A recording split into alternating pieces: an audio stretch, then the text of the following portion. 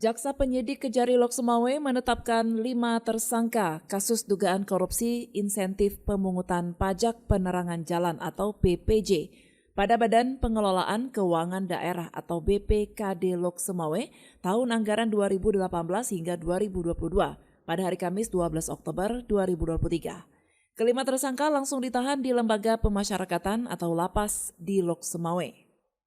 5 tersangka kasus itu adalah A. Mantan Kepala BPKD Loksemawe, kemudian menjabat sebagai Kepala Inspektorat Kota Loksemawe.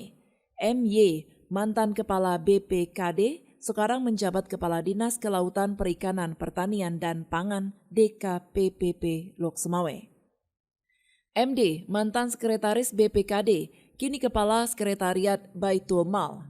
S, mantan Bendahara Pengeluaran BPKD. Dan yang terakhir AS, mantan pejabat penatausahaan keuangan BPKD. Sebelum ditahan, para tersangka diperiksa kesehatannya oleh tim medis.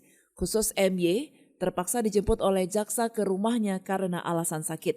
Setelah diperiksa sebagai tersangka dan diperiksa juga kesehatannya oleh dokter, maka langsung ditahan karena kondisi kesehatannya masih memungkinkan untuk dilakukan penyelidikan lebih lanjut.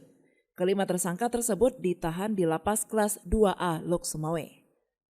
Kejari Loksemawe, lalu Syaifuddin, menyebutkan bahwa modus dugaan korupsi yang dilakukan bersama-sama adalah membagi upah hak pungut. Padahal mereka tidak secara real melakukan pungutan karena dana PPJ langsung diserahkan oleh PLN kepada Pemko Loksemawe melalui BPKD.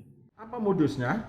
Modus operandinya, pertama, mereka telah membagi-bagi uang upah pungut yang harusnya tidak dibagi. Kenapa tidak boleh dibagi? Karena pertama, ada kelompok jabatan yang tidak boleh menerima karena sudah menerima hak berupa tunjangan remunerasi atau TPP, tunjangan perbaikan penghasilan.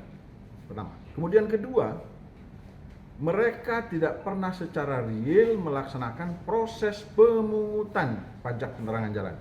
Tapi semuanya dilakukan oleh PLN.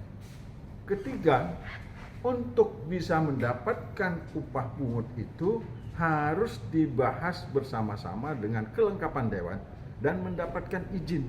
Tetapi itu tidak pernah dibahas dan tidak pernah mendapatkan izin. Nah, mereka bagi-bagilah itu uang yang totalnya berjumlah 3,4 miliar. Hasil penyelidikan ditemukan potensi kerugiannya negara kurang lebih sebesar 3,4 miliar rupiah pada pengelolaan upah pungut PPJ tahun anggaran 2018 hingga 2022. Namun kepastian nilainya nanti setelah audit perhitungan kerugian keuangan negara oleh BPK atau BPKP.